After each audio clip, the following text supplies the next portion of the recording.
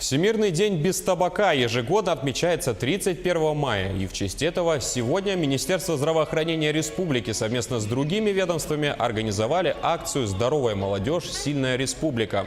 Жители и гости столицы могут абсолютно бесплатно пройти обследование в центрах здоровья, получить консультацию у пульмонологов, кардиологов, сосудистых хирургов, неврологов, психологов и психиатров-наркологов. Пройти флюорографию и маммографию также каждый желающий может узнать свой ВИЧ-статус и пройти анкетирование по табакокурению. Жители отмечают, что данная акция очень полезна, так как результаты обследования можно получить прямо на месте. Хочу узнать, есть ли у меня сахар повышенный и холестерин повышенный. Это очень полезно знать для себя.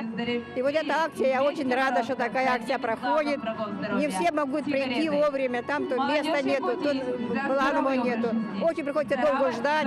Я очень рада, что такие акции бывают. Чаще бы бывали такие акции для нашего народа, особенно для такого возраста, как я. Я пришла сдать флюорографию и, какие-то вот экспресс-анализы провериться. Я вот сегодня в 9 утра мимо проходила, все разузнала и вот специально пришла.